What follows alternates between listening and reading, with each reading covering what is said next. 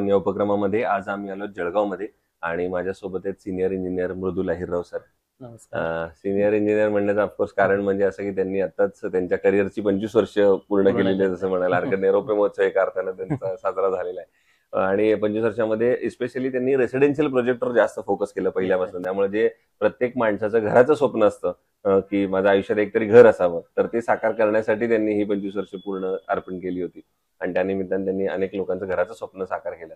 त्यांचा हा आजवरचा प्रवास कसा होता, त्यांना आलेले अनुभव कसे होते, या सगळ्या संदर्भात आपण त्यांच्याशी बिल्ड आयकॉन या प्लॅटफॉर्मवर गप्पा मारणार आहोत.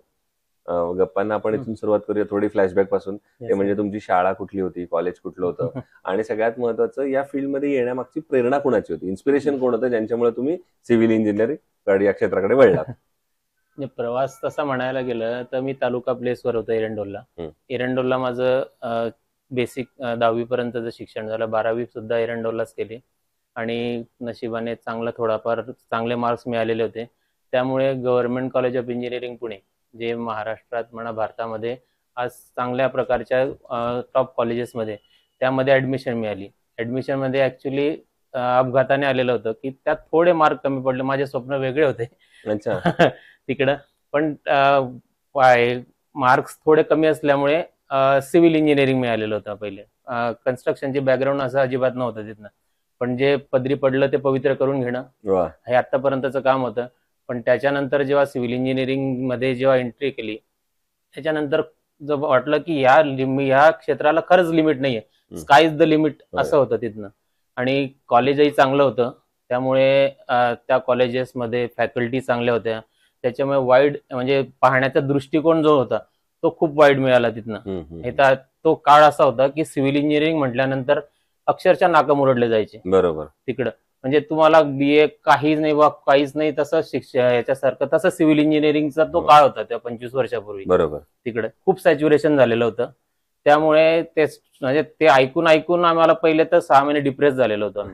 मग त्याच्यानंतर जेव्हा त्या कॉलेजेसमध्ये गेलो की जेव्हा समजलं की आपलं ते इन्स्टिट्यूट आहे हे ऑल ओव्हर वर्ल्ड रेकमेंडेड आहे, आणि त्यानंतर जेव्हा त्याचा प्रत्यय आम्हाला जेव्हा बाहेर पडलो त्या कॉलेजेसमधनं, त्याच्यानंतर खूप आला. त्यामध्ये फक्त अशा वेळेस मी प्रायव्हेट सेक्टरमध्ये अगोदर काम केलेलं होतं की बऱ्याचशा ठिकाणी इंटरव्ह्यू द्यायला जायचं तेव्हा फक्त कॉलेजेसचं नाव विचारलं जायचं, त्यानंतर आम्हाला फक्त नावावर घेतलं जायचं अक्षरशः. मग ती प्राईड फील व्हायचं एकदम की नाही बाकी काहीतरी. मग ते त्यानंतर या ज्या कॉलेजेसमधनं ते प्रॉडक्ट आहे आपण त्या नावाला जपलं पाहिजे, ही भावनातनं चालू केलं. आणि आमची एरंडोल ती बॅकग्राऊंड चांगलं होतं, त्यामुळे वडिलांचं नाव खूप होतं तिकडं. तर न वाढवता कमीत कमी ते नाव टिकलं पाहिजे या प्रामाणिक हेतूने मी कन्स्ट्रक्शन सुरू केलं तिथनं. तिथनं पहिले 5-7 वर्ष काम केलं. 6 वर्ष काम केल्यानंतर मला गव्हर्नमेंटची अपॉर्च्युनिटी आली. मग मी जेडपीला जॉईन झालो. जेडपीला मी पहिले 6 वर्ष JE म्हणून काम केलं, नंतर एक्झिक्युटिव्ह म्हणून काम केलं. जिल्हा परिषदेमध्ये 12 वर्षाचा एक्सपिरियन्स घेतल्यानंतर मग मी कुठंतरी थांबलं की यार हे तेच होतंय.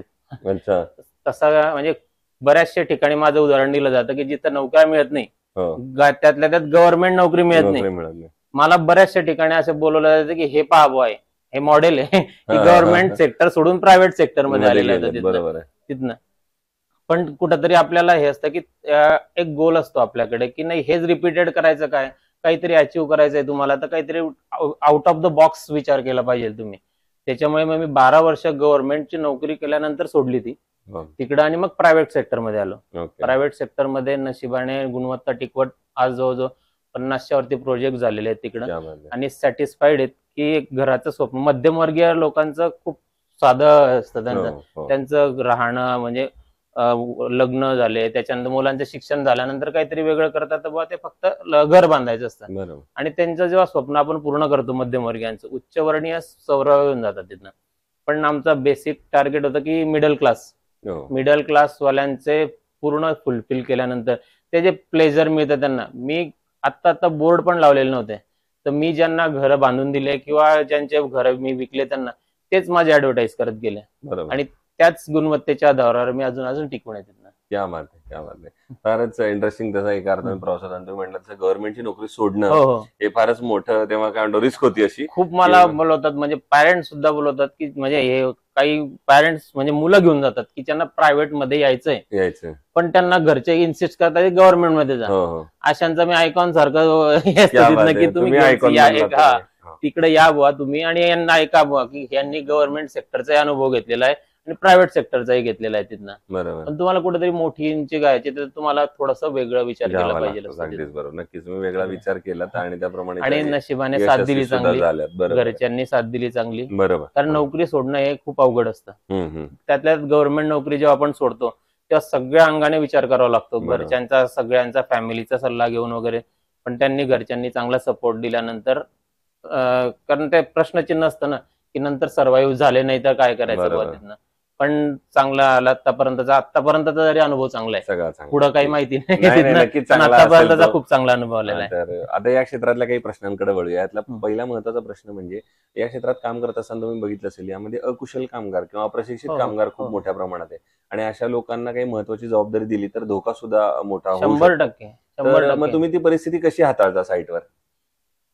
ते आता काय झालेलं आहे की ह्या सेक्टरमध्ये म्हणजे नॉन टेक्निकल माणूस खूप कमी उरलेला आहे तिथनं. नॉन टेक्निकलचं इतकं सोपं गणित होऊन गेलेलं आहे. एक प्लॉट घेतात, 2-3 लोक येतात, त्याच्यानंतर ते बांधकाम करतात आणि त्याच्यानंतरची गुणवत्ता घसरलेली असते ती बरोबर. त्यांना आयडियल एक्झाम्पल मी ठेवून राखलेले होते तिथं की आमच्या तालुका प्लेसवर माझं जास्त काम असतं. बरोबर. तिथं बुवा टेक्निकल माणसाकडनं जे बांधलेलं घर आहे आणि नॉन टेक्निकल माणसाकडनं बांधलेले हे सरळ सदस्यांना दिसून देतात.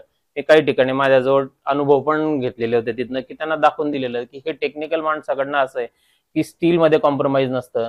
त्याच्यानंतर हे नॉन टेक्निकल माणसांना त्यांना फक्त प्रॉफिट मेकिंग मध्ये असतं त्यांना, फक्त बरोबर. बाकी त्यांच्याशी गुणवत्तेशी, स्ट्रक्चरल डिझाईनशी, त्याच्यानंतर यांच्याशी काहीही त्यांना नसतं.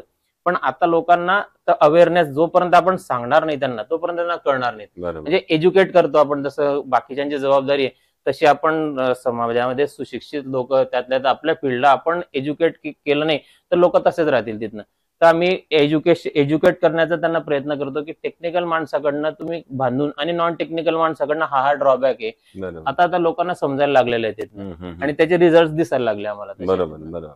की काय कुठं स्टील मध्ये म्हणा, सिमेंट मध्ये म्हणा, प्रत्येक ठिकाणी कसं कॉम्प्रोमाइज करतात हे आणि फक्त प्रॉफिट मेकिंग मशीन सारखं पाहतात याच्यामध्ये. बरोबर. पण आपल्यामध्ये ते आपले एक ऋणानुबंध असतो की तिथनं की त्या ऋणानुबंधातूनच आपल्याला ते घर साकारायचं असतं. बरोबर. हे त्यांना जेव्हा कळतं मग त्याच्यानंतर ते टेक्निकल पर्सन कडे वळतात. नक्कीच.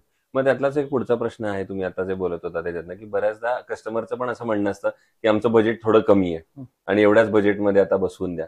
तर अशा वेळेला मग तुम्ही क्वालिटी आणि बजेट या दोन्हीचा समतोल मग नाही, कसा मी राखता? त्यावेळेस त्यांना सांगू की तुम्हाला वाटलं तर तुमचं बजेट वाढवा. हम्म. कारण घर हे स्वप्न असतं, ते परत होत नसतं बरोबर. तिकडे. तर त्या बजेटमध्ये तुम्हाला तुमच्या गरजा कॉम्प्रोमाइज करा तुम्ही. तुमच्या गरजा लिमिटेड करा. तुम्हाला ठीक आहे, प्रत्येकाचं घर हे खूप मोठं स्वप्न असतं की आपलं असं झालं पाहिजे, तसं झालं पाहिजे. वाटलं तर तुम्ही 4-6 महिने लेट करा बरोबर. तिकडं, पण गुणवत्तेमध्ये कुठंच कॉम्प्रोमाइज करू नका. हम्म. तिकडं वाटलं तर फंडिंगचं त्यांना सोर्सेस सांगितले जातात की बरोबर. बा तुम्हाला इथून अशी फंडिंग येऊ शकते, तशी फंडिंग येऊ शकते, पण हे घर परत होणार नसतं तिथनं. बरोबर. आणि आमचा प्रयत्न कसा असतो की त्यांच्या बजेट मधलं म्हणजे ओव्हर बजेटरी पण करायचं नाही त्याला. त्याच बजेटमध्ये कसं त्यातला सुवर्णमध्य साधता येईल, त्याच्या बजेट आणि गुणवत्ता बरोबर. याचा जसा सुवर्णमध्य साधता येईल तसा प्रामाणिक प्रयत्न असतो करत त्याच्या असतात. 100%. दुसरा या क्षेत्रापेक्षा थोडा आता वेगळा प्रश्न आहे, तो म्हणजे असं आहे की तुम्ही एवढे वर्ष इथं काम करताय, मूळचे इथले आहात. तर तुम्ही जसं ह्या क्षेत्र बदलताना बघितलंय त्याप्रमाणे तुम्ही जळगाव सुद्धा एक बदलताना बघितलंय. नक्कीच. आणि जळगावच्या विकासाचं विजन एक इंजिनियर म्हणून जर तुम्हाला विचारलं तर तुमच्या डोळ्यासमोर कुठले मुद्दे येतात की ज्या मुद्द्यांवर, ज्या सेक्टरवर आता काम करण्याची गरज आहे? जळगावचं जर आपण बेसिक विचार केला आपला, तर जळगावमध्ये वास्तविक पाहायला गेलं तर रोड कनेक्टिव्हिटी चांगली आहे, रेल कनेक्टिव्हिटी चांगली आहे, त्याच्यानंतर एअर कनेक्टिव्हिटी आता चांगली झालेली आहे आणि जळगावच्या सराउंडिंगला फक्त पाणी चांगलं आहे. म्हणजे सगळे जे विकास झाला पाहिजे असतो तो 100% आज आपण पाहतोय तर संभाजीनगर कुठं निघून गेला. ड्राय एरिया असून सुद्धा जळगाव म्हणजे खूप मागे चाललं गेलं आत्ताच्या रिसेंट याच्यामध्ये झालेलं. फक्त म्हणजे डायरेक्ट जर बोलायचं म्हटलं की कदाचित हे राजकारण्यांची व्हिजनलेस असेल तिथनं. फॉरकास्टिंग जे म्हणतो आपण आता पश्चिम महाराष्ट्रामध्ये पाहिलं तर व्हिजनरी आहे तिथनं की आजपासून जे 20 वर्षाचा पुढचा विचार केला जातो तिथनं. कदाचित आपल्या नशिबामध्ये असं नसेल तिथनं. तर आताच्या राजकारण्यांना आमचं प्रामाणिक मत आहे की यांनी पुढच्या 20 वर्षामध्ये जे होऊ घातलेलं प्रगती आहे ती तर तुम्ही आजपासून जर विचार केला तर 100% पुढची पिढी तुम्हाला नक्कीच आशीर्वाद देणार आहे. नाही तर आमच्यासारखं कोसायला बसलेले देते प्रत्येकाला सगळे की काय करून घेऊन गेले आमच्या समोर तुम्ही.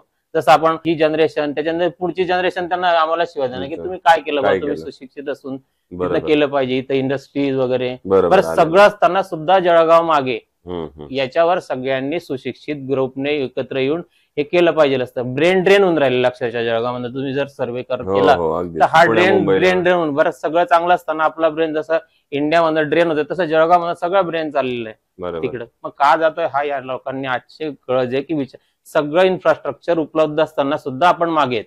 बरोबर तिकडे इंडस्ट्री नाही पर काय म्हणजे डेव्हलपमेंट सारखा मी का राहावं बाबा बेसिक प्रश्न ते विचारते तर आपल्याला त्याला उत्तर द्यायला यायला पाहिजे की का राहायला पाहिजे तू. हे उत्तर जोपर्यंत आपल्याला राहणार आहे तोपर्यंत आपण कसं कन्व्हिन्स करणार त्यांना. अगदीच तिकडे पण म्हणजे जसे हे सगळे प्रॉब्लेम आहेत तसं आणखीन एक महत्वाचं म्हणजे मग शासनाकडनं काय अपेक्षा आहेत. समजा तुम्ही सांगितलं पहिलं रोड्स आणि इंडस्ट्री तर मग शासनाने काय पावलं उचलू शकतं असं तुम्हाला वाटतं. शासनाने आता फ्री हँड तेवढा जर दिला यांना म्हणजे राजकारण्यांना जसं असतं तर सर्वसामान्यांचा एक प्लॅटफॉर्म जर उपलब्ध करून दिला त्यांनी की आपल्याला मुद्दे बरं मांडताना हे सगळं याच्यासारखे असतात की मीटिंग्स पण होतात क्रीम वर्गाला बोलवलं जातं त्यांचे मुद्दे ऐकले जातात पण ते तेवढ्या पुरतं फाईल बंद केले जाते आणि बंद केलं जातं. बरोबर. तर त्यामुळे यांनी कमीत कमी हे आहे चांगले चांगले मुद्दे त्यांच्याकडे पण ते ऐकले गेले पाहिजे आणि ते इम्प्लिमेंट झाले पाहिजे तर उपयोगाचं आहे ते आपल्याकडे. नाही तर काही उपयोगाचे ह्या बोलायच्या गप्पा असतील त्या फाईल बंद केल्या जातात आणि एक प्रोजेक्ट म्हणून पाहिलं जातं. त्या एखादा प्रोजेक्ट केलाय बा शासनाने कलेक्टर इव्हन आता 100 दिवसांच्या मुख्यमंत्र्यांच्या याच्यामध्ये प्रत्येक शासकीय अधिकाऱ्याने प्रत्येकाला बोलवलं की आपल्या तालुक्याची गरज काय जिल्ह्याची गरज काय पण तो त्यांनी फक्त प्रोजेक्ट म्हणून पाहिला. बरोबर की आपलं असाइनमेंट दिलेली होती बा असाइनमेंट एक कम्प्लीट करायचंय बा आम्ही इतक्या लोकांना बोलवलं समाजाच्या ह्या वर्गांना बोलवलं त्या वर्गांना बोलवलं पण त्यांच्याकडे भरपूर आयडियाज आहेत तिथनं. हे फक्त या ज्या क्रीमचं हे फक्त ऐकून जरी घेतलं शासनाने तरी भरपूर उपयोग होईल तिथनं. बरोबर अगदी. जसा हा एक तुम्ही मुद्दा आहे जसा पुन्हा कन्स्ट्रक्शन कडे वळूया त्याच्यात असा आणखीन एक मुद्दा येतो म्हणजे जेव्हा सिमेंट आणि स्टील निवडायची वेळ येते आपल्याला तेव्हा मग स्टील सिलेक्शनच्या वेळेला तुम्ही काय पॅरामीटर्स बघता आणि मग ठरवता की हे स्टील चांगलं आहे आणि हे वापरलं पाहिजे. मग आता मी आयकॉन वर बसलेलो आहे त्याच्यामुळे असं मी डायरेक्ट सांगणार नाही की मी आयकॉनच विचारलं पाहिजे तसं काही नाही की त्यामुळे पहिले तर असतं ती आता नॉन ग्रेड वगैरे असं काही राहिलेलं नाही नॉन ISI वगैरे काही भानगड राहिलेली नाही. पहिले असायचं नॉन ISI अशी भानगड असायची तिथनं. आता तेच फक्त स्टील मध्ये जर आपण जे आणि तालुका प्लेसला आम्ही बऱ्यापैकी मिडल क्लास बिल्डर असल्यामुळे तिकडे फक्त रेट पाहतो की रेट आहे त्याच्यानंतर दररोजची जर त्याच्याशी देवाणघेवाण आहे तो किती मटेरियलची साईड देऊ शकतो आपल्याला एवढं पाहिजे तिथनं आणि गुणवत्ता 100% प्रत्येक कंपनी मेंटेन करायचा प्रयत्न करते तिथनं तर त्या गुणवत्तेपर्यंत जायचा प्रयत्न करतो. बरोबर त्या अशा पद्धतीने तुम्ही स्टील सिलेक्शन 100% त्याच्यामध्ये. आणि दुसरं आतापर्यंत कम्प्लीट केलेल्या प्रोजेक्ट पैकी एखादा आयकॉनिक प्रोजेक्ट सांगू शकाल का की जो करताना तुम्हाला जास्त आनंद वाटला अभिमान वाटला जरा जवळ.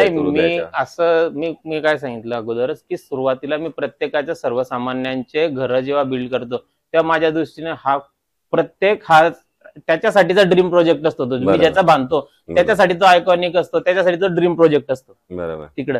त्याच्यामुळे माझे प्रत्येक घर आतापर्यंत आणि त्याचं जे सॅटिस्फॅक्शन बांधल्यानंतरचं जे असतं ना ते सगळ्यात मोठं सर्टिफिकेट असतं त्याच्यापेक्षा जास्त सर्टिफिकेट.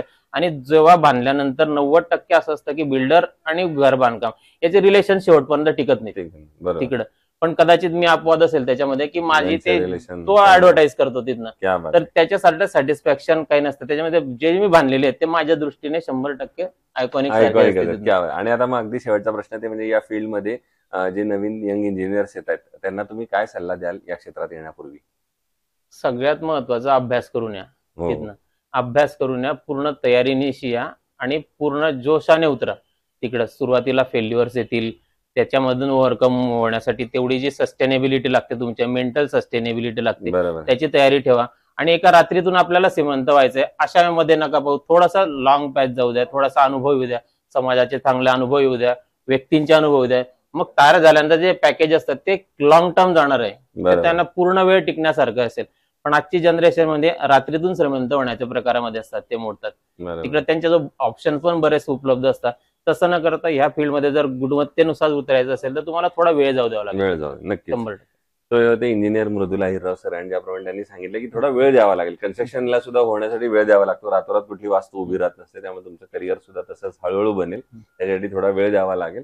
पुन्हा एकदा सर आपले मनापासून आभार की तुम्ही आलात, आणि भविष्यात सुद्धा अशाच उत्तम उत्तम आयकॉनिक प्रोजेक्टची निर्मिती आपल्या हातून घडावी, याच आयकॉन स्टील तर्फे मनपूर्वक शुभेच्छा. आयकॉन स्टीलने पण मला इथं बोलवलं, माझे विचार ऐकून घेतले आणि मला बोलायची संधी दिली, याच्याबद्दल मी पूर्ण आयकॉन टीमचे पूर्ण परत मनपूर्वक सर्वांच्या वतीने आभार व्यक्त करतो. Thank you very much. थँक्यू.